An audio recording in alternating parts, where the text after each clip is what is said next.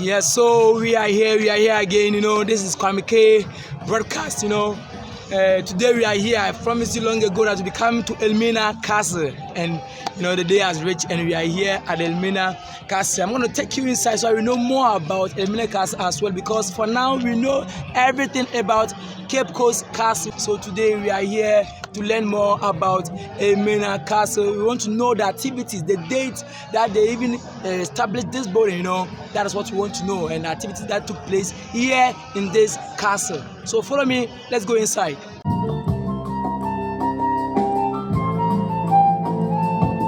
This bridge that you see here is a protective bridge.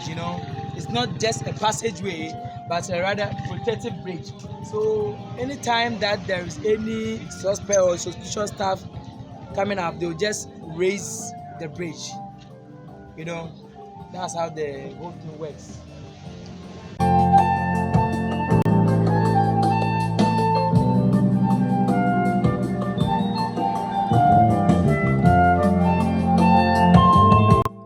So this is the inner perimeter of Elmina Castle, situated here in Anamasa in the central region. Last time we were at the Cape Coast Castle and you saw all the coverage, right? Now we are at Elmina Castle, formerly St. George's Castle, right? Before it was sold to the British, on and on. Then we gained independence, and now it belongs to the people of Anamasa. But then we call it Elmina, right? So this is Elmina Castle. It's a very wonderful site that you must visit by all means.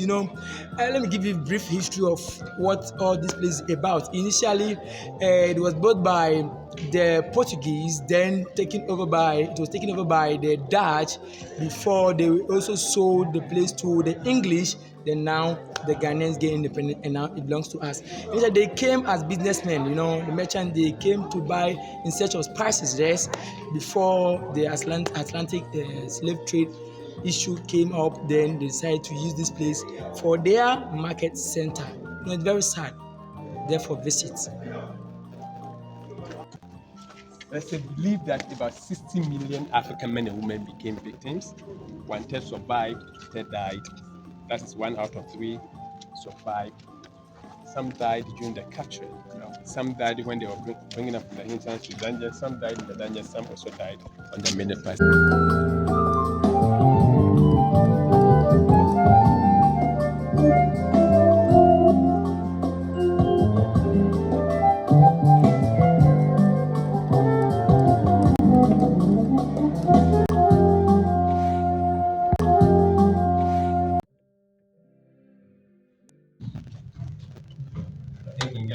God. One died in this was just for punishment. Please come inside. How long did they have to stay there? For some few hours. Oh. The idea was not to kill anyone here. How many people live for instance? No more people that were affected in this one. No more people that they found out in the yes. So they did not have a specific number to be here.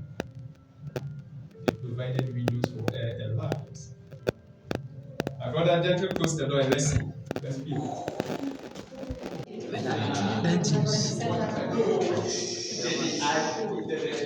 attention was to get people to work on the plantation. That was the need. Yes, please. So the ratio, the men were more than the women. The men were more than the women. Did they have beds and these are the beds. You see, our ancestors used these sedimentary rocks as beds because they were not given anything. I mean to say that they slept on the floor. This is the original floor. And also they were fed just as something enough to sustain them from Ghana. And imagine, about 150 women were kept here. And just 150 women. Altogether, I said about 400.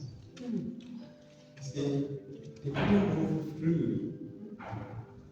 Communication was also a problem because they were brought from different tribes. And wherever that they captured or brought them, they walked to the coast. They became very weak. Let's avoid it. As women, they also had their menses. Yes, they went through their menstrual cycle. They did all these things here without a wash. Now, in the dungeons, we can think of menstrual blood, feces, vomit, urine, and other things. We can see the floor, yes. But some years back, there's no way one could see this because all the floors were covered with human remains. Naturally, some of the captives fell sick and died because of poor ventilation systems. It is also said that some of them committed suicide. How? Those who went hunger strike, and the dead bodies were always picked and dumped in the ocean.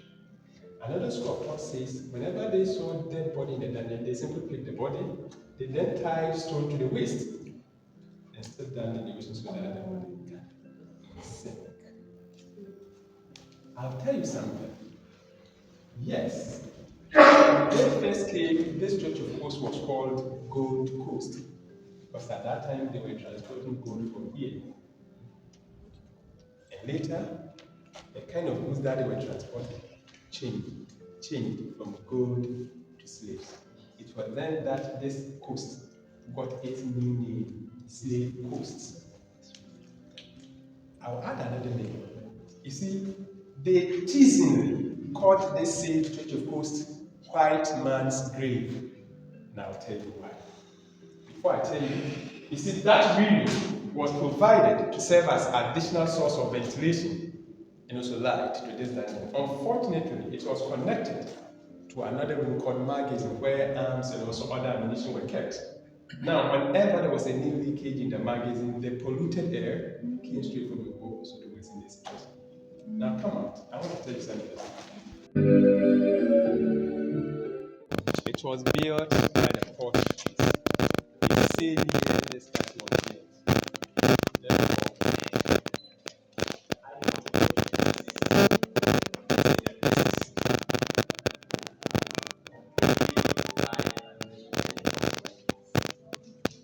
This point tank or this water reservoir, this system is or 541 years in the beginning.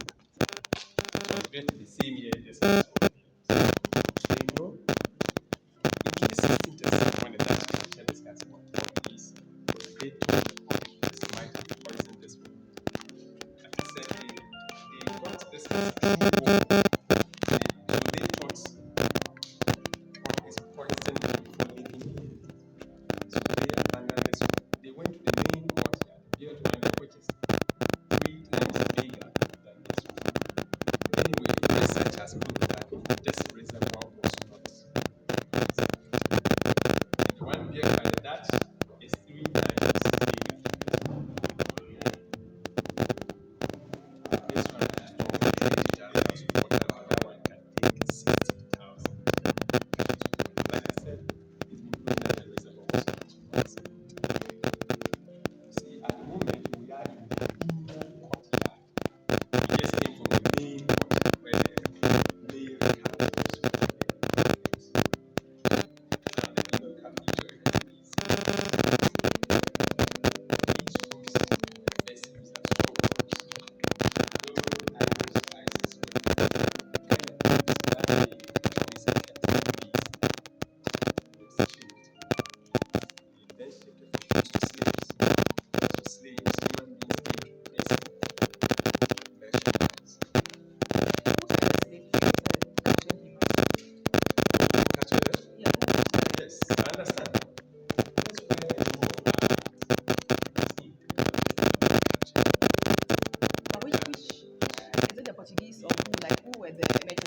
Yes, the Portuguese had their merchants, Dutch, and there were some other companies, Dutch West Indies Company and some other companies. It was a business. You see, like business is business. I can be doing, you'll be also doing the same product that I do. So we fight, you see, we compete for goods. Yeah. Therefore, they were also fighting for supremacy. Are these still in use? Yes, for construction. for construction, but it's not good for drinking unless you drink it. Yes, it's not being kept well by those days. That's the truth, and you can see. What's the ratio of masculine and the ratio? That is 40% female, 60% males. And the entrances, you see, these entrances that are not having anything, back then they had iron gates. They were gated. They had iron gates. And the other ones having bars, or the ones that are being brought with bars, these are wooden bars, but back then they had iron bars placed vertically and horizontally to prevent the captives from escaping. Now we are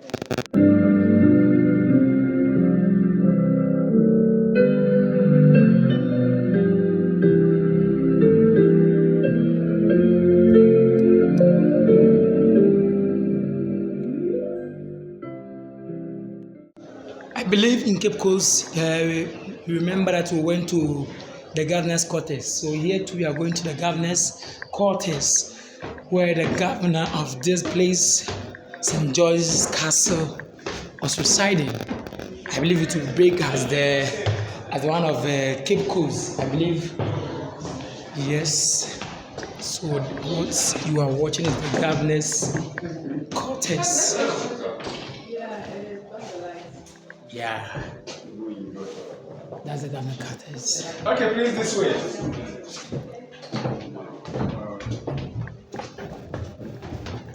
Back. So that's the governor's kitchen. But no, the sad aspect of the whole thing is that the governor's kitchen is more or less bigger than a dungeon, or is equal to a dungeon, Look, the governor's kitchen. Can we blame ourselves? Should we blame them? Who are we blaming for this? Who was responsible? Let's see. I'm your new governor, but I'm not wicked. Yes, so this is another part of the Elmina Castle. What we are seeing at the back, the fort, is the protecting fort. We will go there soon to know more about that place also. In the year 1664, the Dutch actually were defeated. Sorry, the Portuguese were defeated by the Dutch. So the Dutch passed through this area in order for them to defeat these people. That's why right after they defeated the Portuguese, they built this fort there in order to protect this territory. That is what you are seeing there. It's St. Jagos. We'll be going there to see how the place look like. This place is a very interesting place. If you come here, you also have another wonderful view over the fishing harbor. It's a very interesting site that you must visit. I want to remind you that it's also certified by UNESCO that the place is safe and anybody at all can visit. Therefore, you must visit Elmina Castle this festive season or anytime you are free to come. Here is Elmina, formerly known as Edina, Elmina. Then we learned today that Mansa is the original name of this place. So if you come, you also get to know a lot of things. I'm hiding things so that when you come, you also discover it by yourself.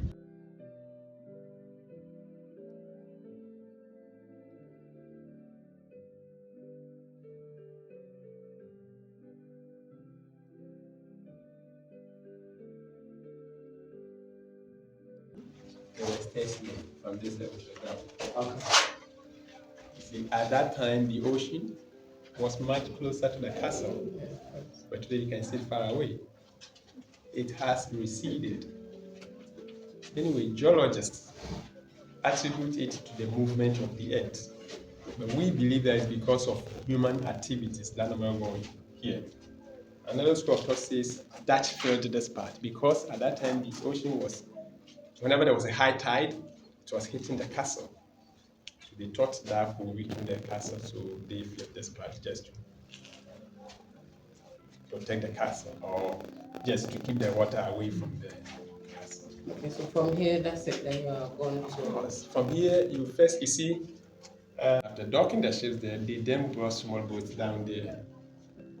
And I told you there that they were first chained before they finally brought them here. So the same way the male captives were also brought out, they chained them in the main courtyard before they forced them to come from where we came from. So the men were brought from where we just came from, and the women brought from up there or to this room. And before one could get to this particular room, it means that person might have stayed in the dungeon for not less than 2 weeks. And before one could become a captive in this castle, or in this dungeon, St. George's dungeon or Elmina dungeon, it means that person might have walked for about a week or 2 or more. You see, through this provocative door of no return, some of our ancestors were sent to Brazil, some were sent to Suriname, Haiti, Java, Guyana, Bahamas, Sumatra, Jamaica, Cuba, Trinidad and Tobago, Barbados, Colombia, Liverpool, Manchester, and some other places, mostly South America's and Caribbean islands, or America's and Caribbean islands. They cried a lot here. Yes, at this point, they realized that coming back was far from imagination.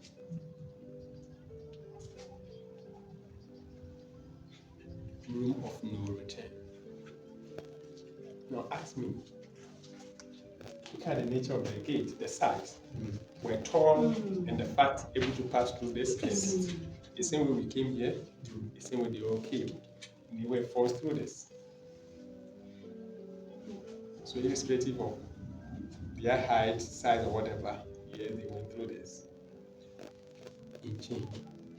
Don't forget, we came through, but our ancestors put in chains before they brought them here. So these men and women were all here. Yes, this was just a passage. Men and women all passed here to go on the slave ships, or the boat and the boat to the slave ships. And the rates you see here, not only that, can see schnapps, candles, biscuits, water, tea. You see all this. These were brought by tourists to pay homage to our ancestors. These are there for remembrance. As we see media associated with it. You know, this room was then called Room of No Return. But it is no more called Room of No Return. And you agree with me that today it is called Room of Return. Okay. The door of return. For that matter, we are returning. Just imagine the size of the door. The passageway you have to. I can't actually see anything. You have to bend actually down. I can't see anything. No. Our ancestors passed through all this. For our sake.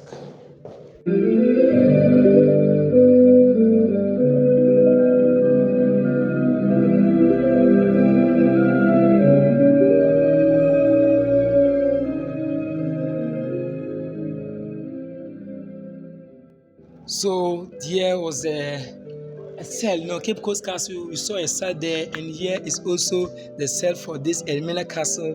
This is for the slaves.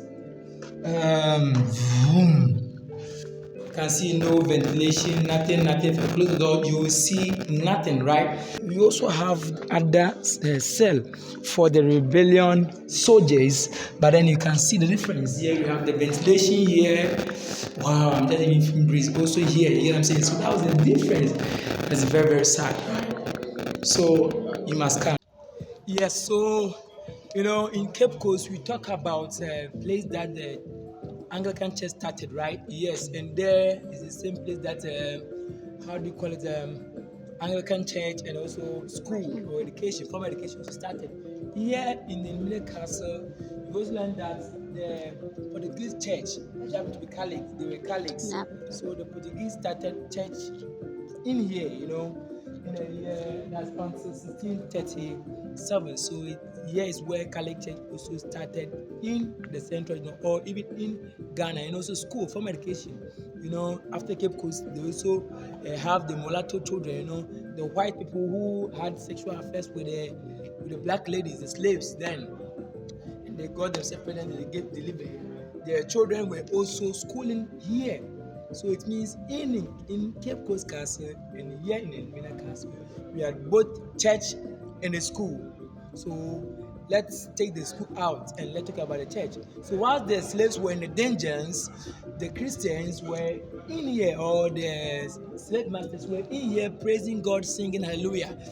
I still can't comprehend why should make people wail and cry, and whilst they are here praising God, it's crazy. You can't actually understand. So more to come. So you just subscribe to Kwameke Broadcast on YouTube, on TikTok, Instagram, and on Facebook. See ya.